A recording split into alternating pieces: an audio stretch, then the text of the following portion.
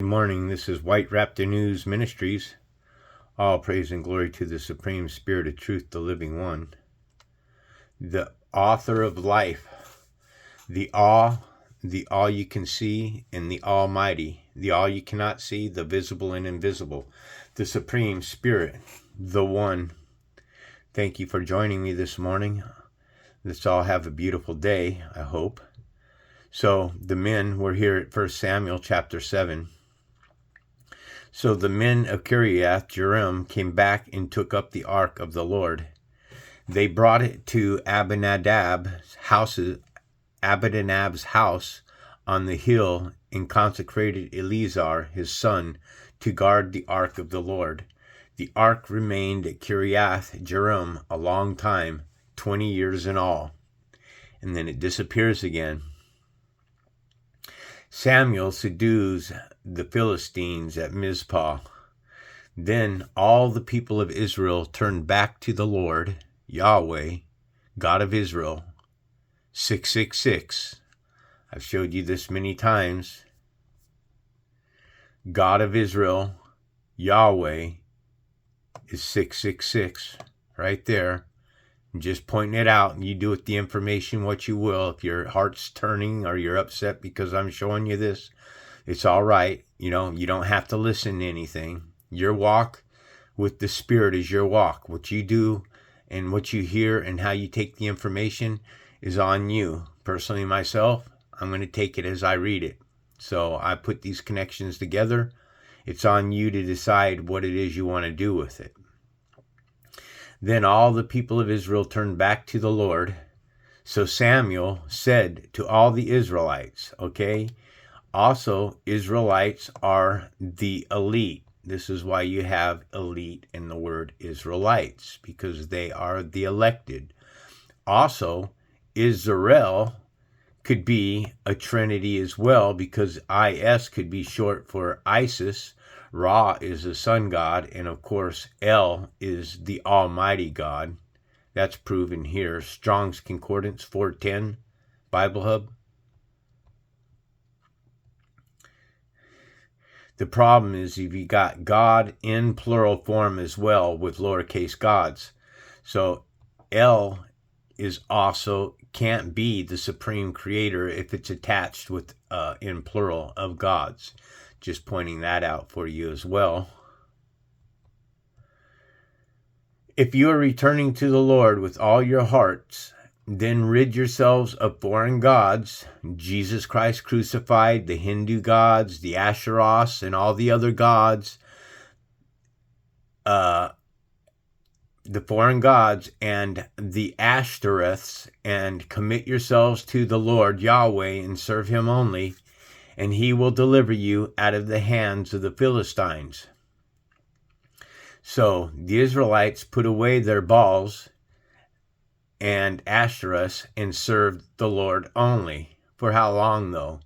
Then Samuel said, assemble all Israel at Mizpah, and I will intercede with the Lord for you. When they had assembled at Mizpah, they drew water and poured it out before the Lord.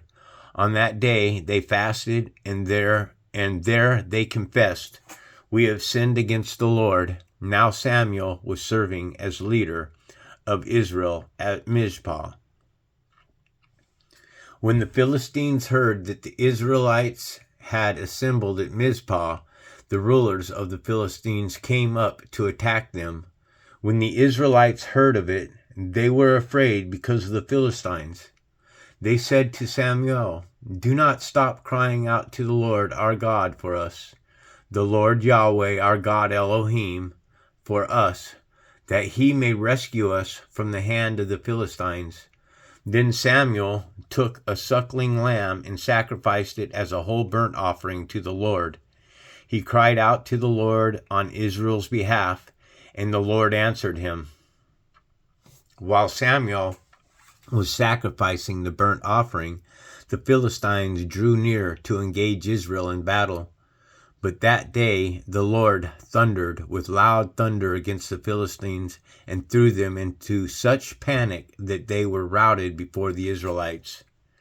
The men of Israel rushed out of Mizpah and pursued the Philistines, slaughtering them the way to the point below Beth Kar. And I showed you guys the other day, these things are important. Why is the word laughter in slaughter? Slaughter equals 666. So that's also something to look at too. Then Samuel took a stone and set it up between Mizpah and Shin. He named it Ebenezer, saying, "Thus for the Lord has helped us."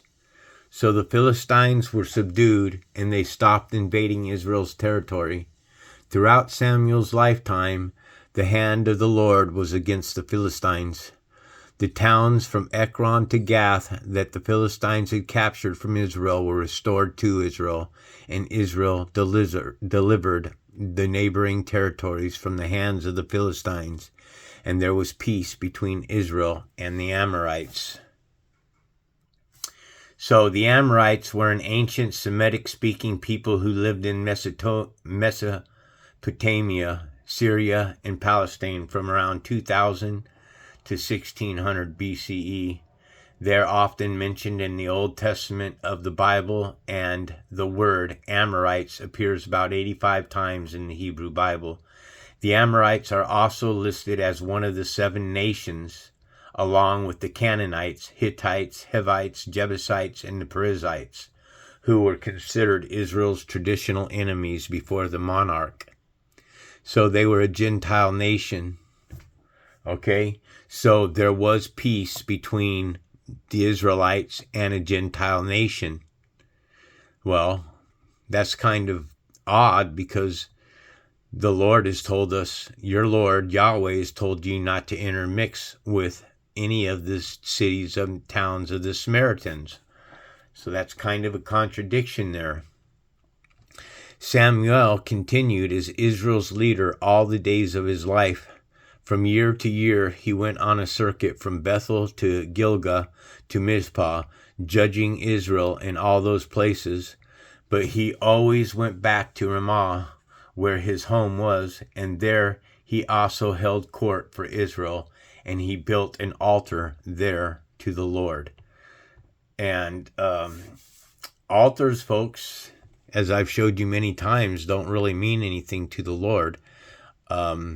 I got to ask a question.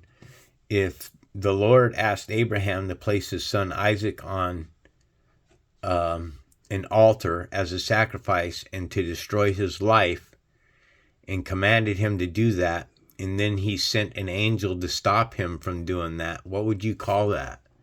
Is that a change of mind from the Lord? Did he change his mind? Just a question. If anybody's listening, I'd like to hear your own thoughts. Any Hebrews that would like to share their understanding of this, I'd be eternally grateful, because this is a book that we're all trying to find out together. A lot of Israelites themselves don't even know how to read this Bible or understand what it is that's being said. Okay, I learned from a Levite priest myself, Brother Raptor News, and bless him, and may God guide him and protect him on his journey. All praise and glory to the Supreme Spirit of Truth, the Living One. This is White Raptor News Ministries.